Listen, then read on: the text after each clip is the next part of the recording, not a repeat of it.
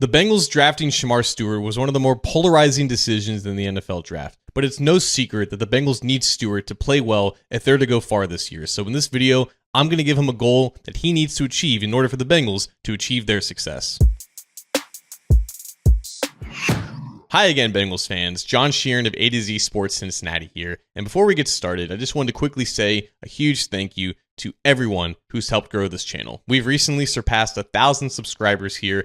And honestly, after 8 months of producing content, that's amazing. So whether you've just watched, you liked, you've commented, you shared, or you subscribed, whatever it is that you've done, thank you for helping grow this channel. And though we may not always agree, I do appreciate every single one of you guys. And speaking of disagreements, a player that has been obviously very polarizing within the Bengals community has been first-round pick Shemar Stewart. And now that the pick has been made, he's been a Bengal for almost 2 weeks now, it's time to start looking forward instead of looking back on the pick itself. And as the team's first-round pick, it makes perfect sense for Stewart to be the first video in a series where I give each of the Bengals' first 3 draft picks a goal that they should accomplish as rookies. Now, like any useful goals should be, these goals are going to be trackable, they're going to be quantifiable, they're going to be realistic. One of Shemar Stewart's goals, for example, is to win Defensive Rookie of the Year, which is a phenomenal goal to shoot for, but I'm going to shoot a little bit lower for him. But just because my goal for Stewart is going to be more realistic doesn't mean him achieving it wouldn't help out the Bengals accomplish their goal for this season. Because at the end of the day, Shemar Stewart is the biggest addition the Bengals made to their pass rush this offseason. The only defensive lineman they signed in free agency was TJ Sladen, and he's obviously a run-stopping nose tackle, and they didn't draft another defensive lineman in the draft other than Stewart. And the goal for the Bengals is simple. It's been the same since making the Super Bowl in 2021. The goal is to get back there and to win it. So I thought to myself, if the Bengals did put together a pass rushing unit that was capable of winning the Super Bowl, what sort of mark would Stewart need to hit in terms of production? And surprisingly, I'm not really talking about sacks. I don't think that is the number that fans should be focused on for Shemar Stewart as a rookie in the NFL. Because if a player spent 3 years in college and didn't exceed 1.5 sacks in any of those 3 years,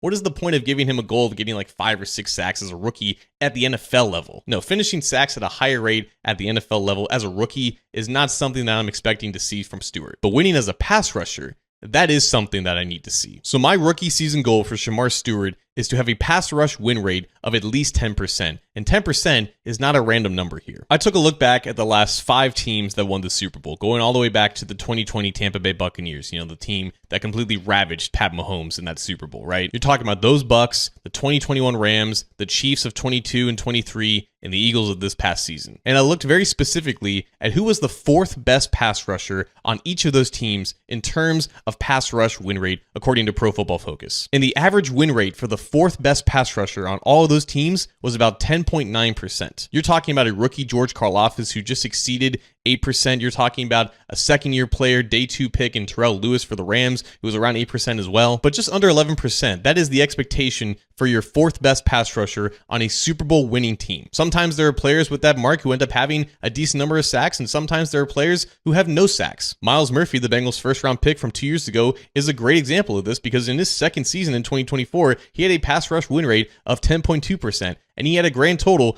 of 0 sacks. But miraculously, he was still the Bengals' 2nd best pass rusher in terms of his win rate. So obviously, if Stewart were to have a win rate of 10% this year, and he was the 2nd best pass rusher, the Bengals' pass rush did not make a jump that it needed to in order to compete for a Super Bowl. But if Stewart does hit that mark this year, and he's the 4th best guy behind the likes of Trey Hendrickson, Murphy, and then one of Joseph Ossai, BJ Hill, I think that's going to be pretty good. So wherever Stewart falls on the actual team leaderboard is not really a part of this goal. I would just like to see him hit this mark as a rookie right out of the gate. Because getting past the tackle with speed and explosion and causing disruption and chaos in the pocket, that is something that we should all expect from Stewart this year. Now, the finishing ability around the quarterback, that's a giant variable, right? We have no reason to expect it to be anything more than what it was at Texas A&M, at least to start his NFL career. But if he were to create enough chaos for others around him to convert pressures into sacks, and that would be really good. And just for the record, Stewart's career pass rush win rate at Texas A&M was 11.4% and was 13.2% when just looking at these past 2 seasons. So 10% at the NFL, it definitely seems achievable for him. Obviously, sacks are a big part of Shemar Stewart's story already. They're going to be a big part of how his career unfolds, and we'll get there eventually. But for now,